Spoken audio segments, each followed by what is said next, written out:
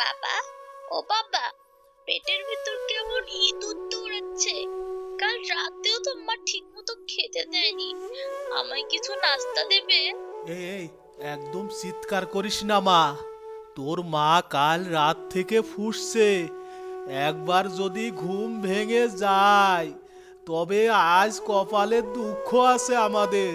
তুই বস, আমি উঠানটা ঝাড়ু দিয়ে নি, তারপর তোকে গরম গরম রুটি বানিয়ে দেব। আরে আরে, করিস কি মা? থাম বলছি, থাম, বিপদ ঘটে যাবে যে।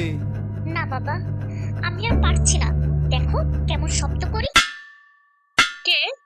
কার মরণ দশা হয়েছে যে আবার সকালেই মাথাটা চিবিয়ে খাচ্ছে? ও, এই বাপ বেটির ঢং আর সহ্য হয় না। সাত সকালে নাটক শুরু করেছে। না মানে, গিন্নি, বাচ্চাটা ক্ষুধার্ত তো, তাই ও একটু শব্দ করে ফেলেছে।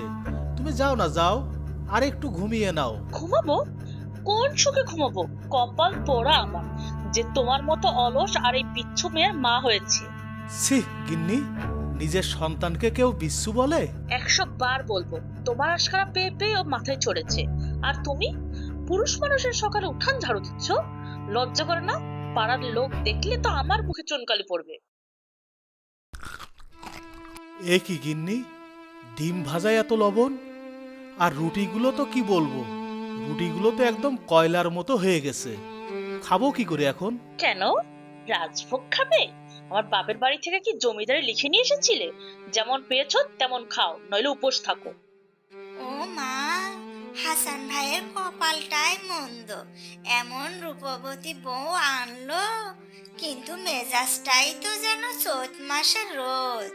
আরে ছাড়ো তো গিন্নি, রূপ দিয়ে কি হবে যদি মনেই দয়া না থাকে। চলো কাজে যাই, নইলে আবার আমাদের ঘরেও অশান্তি লাগবে।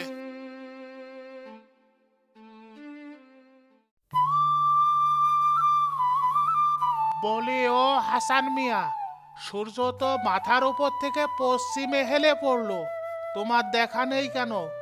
এটা কি তোমার শ্বশুরের বাগান বাড়ি যে যখন খুশি আসবে আর যখন খুশি যাবে? মহাজন সাহেব, আমায় মাফ করে দেন।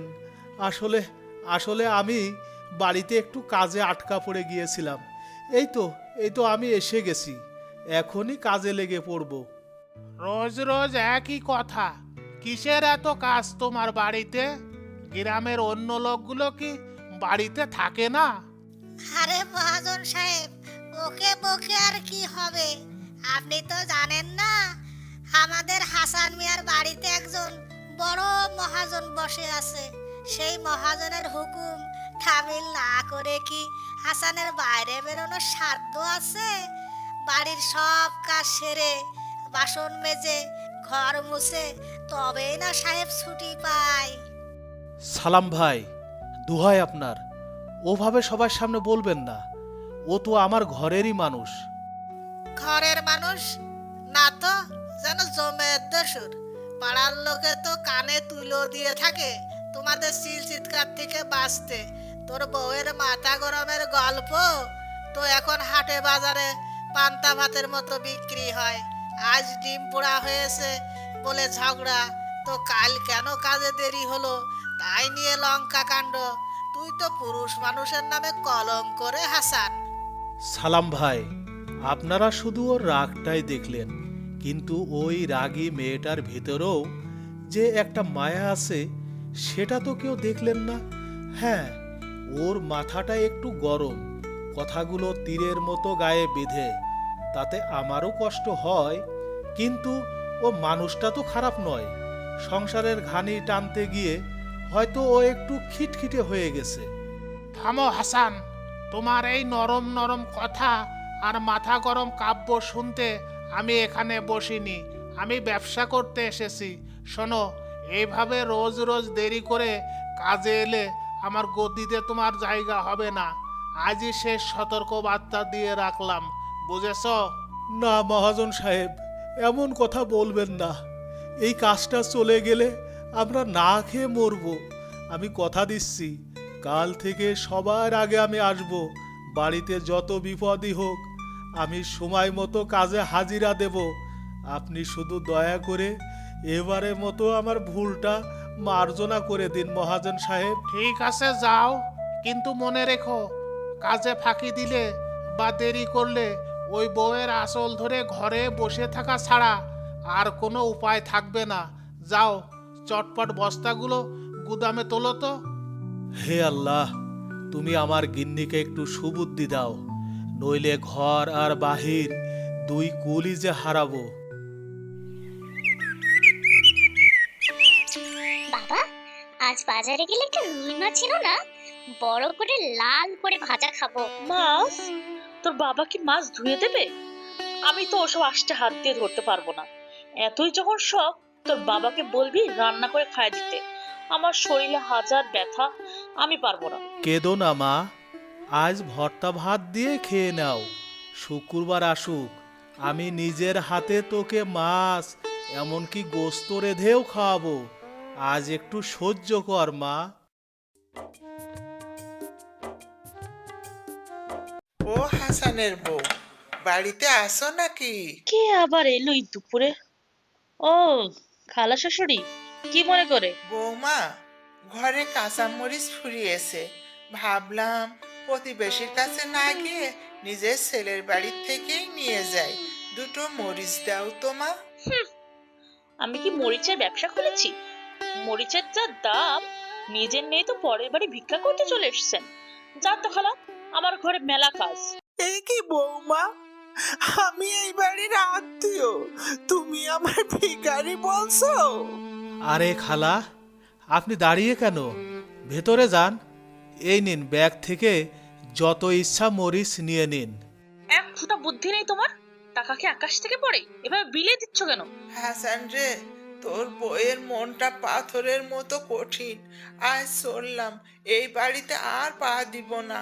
তবে মনে রাখিস বাবা, যে সংসারে শান্তি নেই সেই সংসারের লক্ষ্যে থাকে না।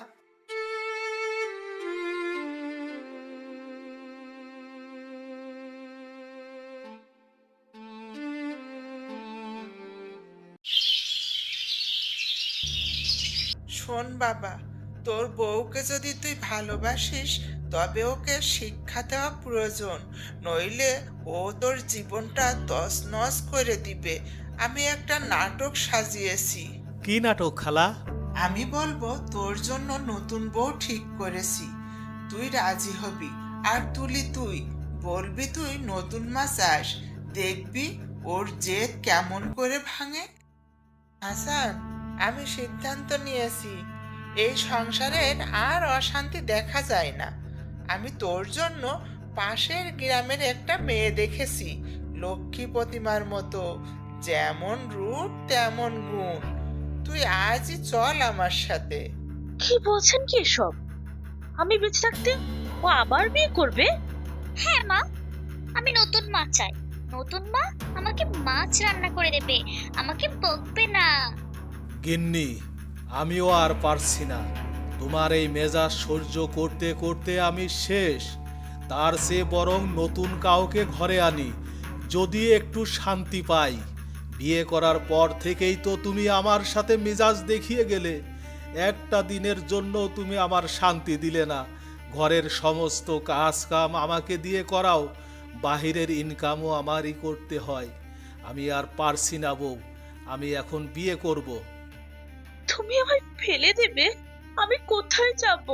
বাপের বাড়ি যাবে, সেখানে গিয়ে মাথা গরম করবে। আর এখানে থাকতে হলে নিজের মতো থাকতে পারো, কিন্তু গিন্নিগিরি চলবে না। হাসান, চল বাবা, ঘটক অপেক্ষা করছে। না না, আমাকে একা ফেলে যেও না গো। আমার মাথা গুছার আর কোনো জায়গা নেই। আজ আমি বুঝতে পেরেছি, আমার এই বিষাক্ত রাগের কারণে আমি সবার থেকে কতটা দূরে সরে গেছি। আমার ক্ষমা করে দাও।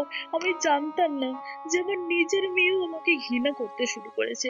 নিজের কোল থেকে জন্ম দেওয়া সন্তান যখন অন্য কাউকে মা ডাকতেছে, তখন এর থেকে বড় মরণ আর কিছু হয় না। আমি কথা দিচ্ছি, আজ থেকে এই মিতাকে তোমরা নতুন করে দেখবে। আমি আর কাউকে কটু কথা বলবো না, সব কাজ নিজের হাতে করব। শুধু আমাকে ফেলে যেও না। মিতা, শান্ত হও, ওঠো, এভাবে মাটিতে বসে থেকো না। না, তুমি যতক্ষণ আমায় মাফ না করছো আমি উঠবো না। আমি সত্যি অনেক অন্যায় করেছি তোমার সাথে। লোক লজ্জার ভয় না করে তুমি আমার জন্য কত খাটাখাটনি করেছো, অথচ আমি বিনিময়ে শুধু তোমাকে কষ্টই দিয়েছি। শোনো গিন্নি, স্বামী স্ত্রীর সম্পর্কটা তো কোনো দেনা পাওনার হিসাব নয়। আমি তোমাকে যেমন রূপের জন্যও ভালোবেসেছিলাম, তোমার ওই রাগটাকেও আমার জীবনের অংশ করে নিয়েছিলাম। এতদিন মুখ বুজে সহ্য করেছি। আমি কখনো তোমার উপর রাগ করিনি মিতা, শুধু মনে মনে কষ্ট পেতাম এই ভেবে যে কবে আমার ঘরটা শান্ত হবে। আজ যখন তুমি নিজের ভুলটা বুঝতে পেরেছো, তখন আমার আর কোনো অভিযোগ নেই। আমি তোমাকে মন থেকে ক্ষমা করে দিলাম। আমাদের আবার নতুন করে সংসার শুরু হোক। একদম ঠিক বলেছিস বাবা। শোনো বৌমা, রাগ হলো আগুনের মতো, যা নিজের ঘরটাকেই আগে পুড়িয়ে ছারখার করে দেয়। ঘর সামলাতে হয় ভালোবাসা আর ধৈর্য দিয়ে, গলার জোর দিয়ে নয়। আজ থেকে যদি তুমি সবার সাথে হাসি মুখে কথা বলো, তবে দেখবে এই নুন পোড়া ডিম ভাজাও সবার কাছে অমৃত মনে হবে। খালা, আপনি আমায় মাফ করে দেন। আপনি মুরব্বী মানুষ, আপনার সাথে যে ব্যবহার করেছি তার জন্য আমি লজ্জিত। আপনি না এলে হয়তো আমার চোখ কোনোদিনও খুলতো না। মা, তুমি সত্যি বলছো? তাহলে কি আজ তুমি আমায় বকবে না? আমায় একটু কোলে নিয়ে আদর করবে না? না রে মা, তুই তো আমার কলিজার টুকরো। আমি এতদিন অন্ধ হয়েছিলাম, তাই তোকে চিনতে পারিনি। আয় মা, আমার বুকে আয়। আজ থেকে আমি তোকে এক মুহূর্তের জন্য চোখে আড়াল করব না। আজ তোদের সেই পছন্দের রুই মাছ আমি নিজের হাতে রাঁধবো। পরম মমতায় রান্না করলে সেই খাবারের স্বাদ যে কত গুণ বেড়ে যায়, আজ আমি তোদের তা প্রমাণ করে দেব। যাক, তবে তাই হোক। আজ আর কোনো তিক্ততা নয়, আজ শুধুই আনন্দ। চলো সবাই ঘরের ভেতরে চলো।